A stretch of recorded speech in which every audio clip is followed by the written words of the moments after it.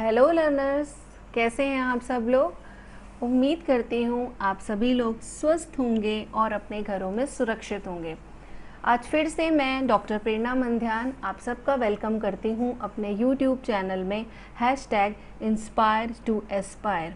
आज जो टॉपिक हम डिस्कस करने वाले हैं वो टॉपिक असेसमेंट फॉर लर्निंग के अंतर्गत आता है। इस टॉपिक के अंतर्गत हमने डिफरेंट टूल्स एंड टेक्निक्स पढ़ी हैं for the evaluation and assessment.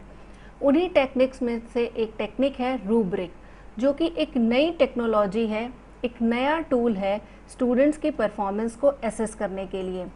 ये टेक्निक और जो ये टूल है ये काफ़ी इन डिमांड है। इसके साथ ही साथ जो टीचर्स इन सर्विस हैं और जो हमारे प्रोस्पेक्टिव टीचर्स हैं उनको इस टेक्निक को जानना बहुत आवश्यक है। तो उन्हीं के लिए, उन्हीं के डिमांड पर आज ये वीडियो मैंने आप लोगों के लिए तैयार किया है। अंत तक इस वीडियो में मेरे साथ बने रहिएगा क्योंकि ये बहुत ही इम्पॉर्टेंट टेक्निक है। अगर आपको मेरे वीडियोस अच्छे लगते हैं तो आप उसे लाइक कीजिए, उसे शेयर भी कीजिए ताकि अदर स्टूडेंट्स को भी इसका बेनिफिट मिल सके। और अगर अभी तक आपने मेरे चैनल को सब्सक्राइब नहीं किया है तो प्लीज़ सब्सक्राइब भी कर दीजिए। इसके साथ ही साथ बेल आइकन जो कि नोटिफिकेशन के लिए होता है उसे भी प्रेस कर दीजिए ताकि फर्दर जो भी वीडियोस अपलोड हों या जो भी अपडेटेड इन्फॉर्मेशन हो वो आपको मिलती रहे। तो चलिए स्टूडेंट, स्टार्ट करते हैं हम आज का डिस्कशन। चलिए सबसे पहले जान लेते हैं कि रूब्रिक होता क्या है। नाम से बिल्कुल मत डरिएगा, थोड़ा सा टिपिकल सा नाम है जो लगता है कि कुछ रोबोटिक्स वगैरह से जुड़ा हुआ है। It is a scientific technique, लेकिन बहुत ही आसान है, सिर्फ समझने भर की देर है। तो क्या होती है rubric? Rubric is a set of guidelines on which students performance is assessed. मैंने जैसे कि आपको इसके इंट्रोडक्शन में ही बता दिया था कि रूब्रिक एक टूल है स्टूडेंट्स की परफॉर्मेंस को असेस करने के लिए। रूब्रिक में एक गाइडलाइंस सेट होती हैं और उन्हीं गाइडलाइंस का पालन करके हम स्टूडेंट्स की परफॉर्मेंस को असेस करते हैं। A rubric is a unified criteria for students' work that includes descriptions of the level of performance. उस सेट गाइडलाइंस के अंतर्गत हम एक समान क्राइटेरिया या पैरामीटर्स को अपनाते हैं ताकि स्टूडेंट्स की परफॉर्मेंस को असेस कर सकें और स्टूडेंट्स की परफॉर्मेंस को डिफरेंट लेवल्स में बांटते हैं। वो लेवल आपके 5 भी हो सकते हैं, very poor, poor, average, good, very good, या फिर वो 3 भी हो सकते हैं, पुअर, एवरेज या गुड। ये डिपेंड करता है कि हम किस टॉपिक पर रूब्रिक अपना तैयार कर रहे हैं और कुछ हद तक टीचर की इच्छा पर भी डिपेंड करता है। अगर हम समेशन फॉर्म में कहें या सारांश रूप में कहना चाहें तो हम कह सकते हैं कि a rubric will have few set criteria and description of levels of performance for those criteria. जो भी क्राइटेरिया या पैरामीटर्स हमने डिसाइड किए हैं विद्यार्थियों की परफॉर्मेंस को असेस करने के लिए, उसमें कुछ निर्धारित मानकों के आधार पर डिस्क्रिप्टिव फॉर्म में हम विद्यार्थियों की परफॉर्मेंस को असेस करते हैं और उनकी परफॉर्मेंस के विभिन्न स्तरों को भी हम बताते हैं। रूब्रिक के अर्थ को समझने के बाद आइए जान लेते हैं कि रूब्रिक की क्या प्रकृति होती है। Rubric is more descriptive in nature such that the skills to be evaluated are described as various levels and that the level of the student is identified for that particular skill.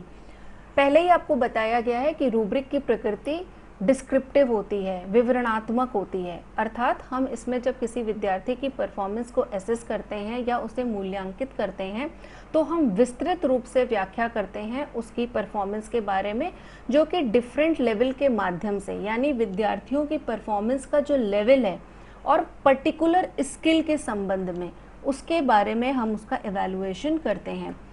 Even though descriptive, the level of performance is used in judging the performance of individual. बहुत ही महत्वपूर्ण बात है, इसको बहुत अच्छे से समझिएगा।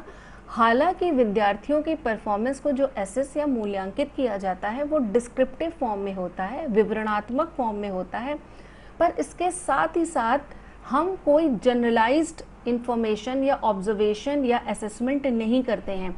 Individual performance अर्थात प्रत्येक विद्यार्थी की परफॉर्मेंस का हम निर्णय लेते हैं। Thus, the main purpose of rubric is to assess the performance. अगर हम जानना चाहें कि रूब्रिक का उद्देश्य या पर्पस क्या होता है, तो रूब्रिक का मेन पर्पस होता है विद्यार्थियों की परफॉर्मेंस का आकलन करना। आइए अब आपको जो रूब्रिक कठिन लग रहा था उसे एक उदाहरण के माध्यम से समझ लेते हैं। मान लीजिए आप किसी विद्यार्थी की टीचिंग स्किल को मापना चाहते हैं। आप ये नापना चाहते हैं, क्योंकि मैं टीचर एजुकेटर हूँ और मैं बेसिकली बीएड स्टूडेंट्स को डील करती हूँ, तो मैंने उसका उदाहरण भी इसी तरह का लिया है। अगर आप ये जानना चाहते हैं कि जो आपके प्यूपिल टीचर हैं या प्रोस्पेक्टिव टीचर्स हैं, उनमें शिक्षण की कुशलता कितनी है, तो किस तरह से उनके लिए रूब्रिक तैयार किया जाएगा, उसे हम इस उदाहरण के माध्यम से देख सकते हैं। जैसे स्किल ऑफ टीचिंग के अंतर्गत या अच्छी शिक्षण क्षमता के लिए डिफरेंट स्किल्स का होना ज़रूरी है, जैसे presentation skill, explanation skill, questioning skill, stimulus variation skill जिसे उद्दीपन परिवर्तन कौशल बोलते हैं, रीइंफोर्समेंट स्किल जिसे पुनर्बलन कौशल कहते हैं। मैंने ये स्लाइड्स इंग्लिश में बनाई हैं, पर एक्सप्लेनेशन मैं इसका हिंदी में कर रही हूँ।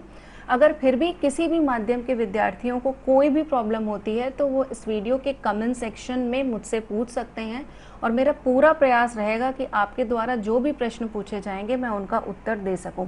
चलिए हम आ जाते हैं अपने फिर से कॉन्सेप्ट पर। हम ये बता रहे थे आपको कि रूब्रिक किस तरह से तैयार किया जाएगा। अगर हमें किसी प्रोस्पेक्टिव टीचर्स की शिक्षण क्षमता का या शिक्षण कुशलता को देखना है, जिसके अंतर्गत विभिन्न कुशलताओं के मैंने नाम लिख दिए हैं कि अगर ये कुशलताएं विद्यार्थी में हैं तो ये पैरामीटर बन जाते हैं रूब्रिक के। अभी आगे आने वाले स्लाइड्स में हम आपको बताएंगे कि किस तरह से रूब्रिक बनाया जाता है और किस तरह से रूब्रिक की स्कोरिंग की जाती है। तो लगातार वीडियो को देखते रहिएगा और अंत तक मेरे वीडियो में बने रहिएगा, नहीं तो आपको रूब्रिक समझ में नहीं आने वाला है। तो चलिए अभी हमने क्या डिसाइड किया, हमने रूब्रिक के क्राइटेरिया या पैरामीटर्स डिसाइड कर लिए हैं।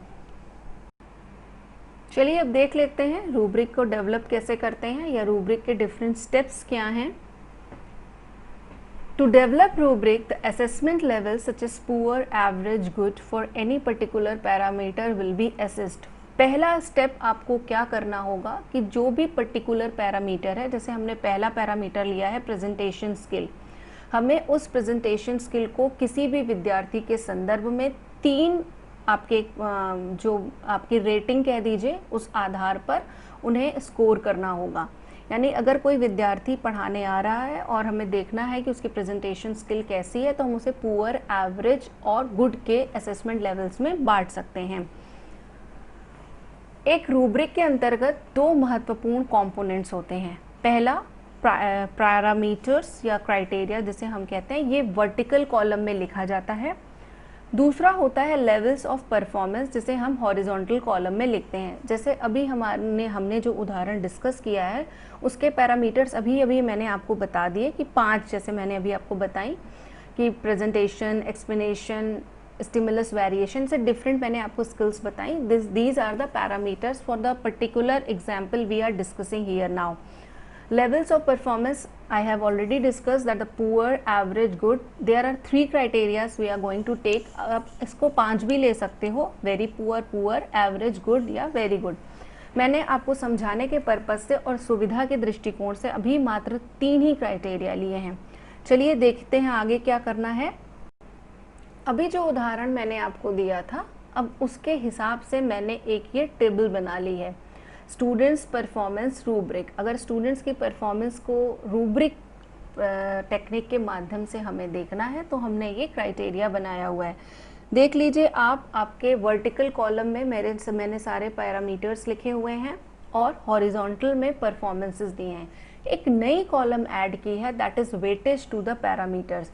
किस पैरामीटर को आप अपने दृष्टिकोण से यानी शिक्षक के दृष्टिकोण से किन पैरामीटर्स को आप अधिक वेटेज अर्थात अधिक महत्व देते हैं, और बस उन्हीं के हिसाब से उनकी स्कोरिंग आपको करनी होगी। जैसे मैंने अभी आपको जो उदाहरण दिया है उसके हिसाब से मैंने प्रेजेंटेशन स्किल को 2 वेटेज दी है, एक्सप्लेनेशन को 3 दी है, क्वेश्चनिंग को 1, स्टिमुलस वेरिएशन को 2 और रीइंफोर्समेंट स्किल को 1। ये अलग अलग भी हो सकता है। मैंने जैसे कि आपको पहले ही कहा कि रूब्रिक एक टीचर को बनाना होता है, तो टीचर अपने सुविधा के दृष्टिकोण से स्पेसिफिकली कंटेंट और टॉपिक के दृष्टिकोण से ये वेटेज और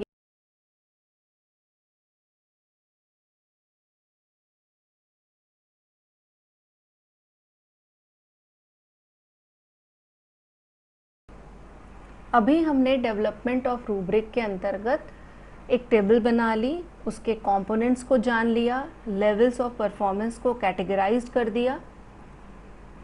अब हम आपको बता रहे हैं कि किसी भी रूब्रिक के दो क्राइटेरिया, कम से कम आपको दो क्राइटेरिया लेने होंगे और कम से कम दो परफॉर्मेंस लेवल लेने होंगे।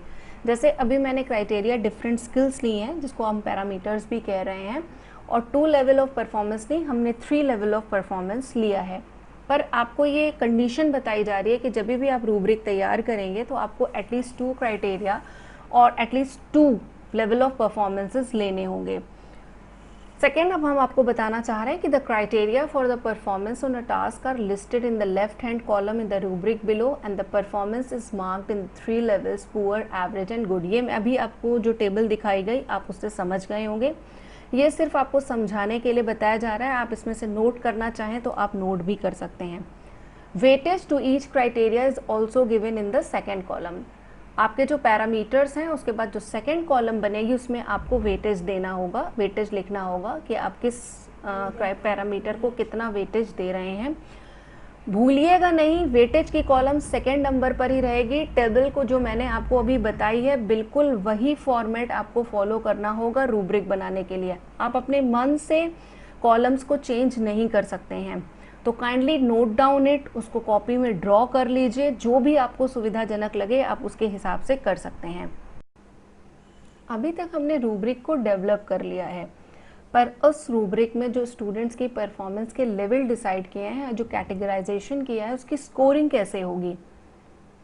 तो वेटेज में जो पैरामीटर्स या क्राइटेरिया में हमने W2 बोला था, उसमें उसको 2 टाइम्स वेटेज दी जाएगी। W3 जहाँ लिखा है उसे 3 टाइम, और जहाँ W1 लिखा है उसे 1 टाइम की वेटेज दी जाएगी। कंफ्यूज मत होइएगा, अभी आगे हम आपको एक टेबल प्रेजेंट करेंगे आपके सामने, जिससे आपको बहुत अच्छे से क्लियर हो जाएगा। बस आपको करना यह है कि इस वीडियो में अंत तक मेरे साथ रहना है। सेकेंडली, जो पॉइंट्स हमने दिए हैं, जैसे मान लीजिए W2 हमने प्रेजेंटेशन स्किल को दी है, तो पुअर को 2, एवरेज को 4 एंड गुड को 6 का स्कोर दिया जाएगा। 3 टाइम्स जैसे हमने दिए है वेटेज एक्सप्लेनेशन स्किल को, तो उसका स्कोर होगा पुअर को 3, एवरेज को 6 एंड गुड को 9।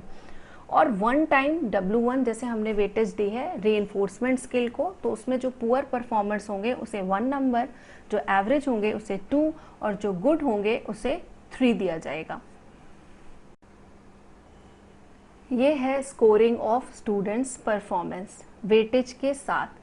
अभी जो मैंने इससे प्रीवियस स्लाइड में आपको बताया कि किस तरह से किया जाता है, ये उसका टैबुलर फॉर्म है। जैसे प्रेजेंटेशन स्किल में हमने वेटेज उसको 2 दी थी, तो पुअर को स्कोर हमने 2 किया, एवरेज को 4 और गुड को 6।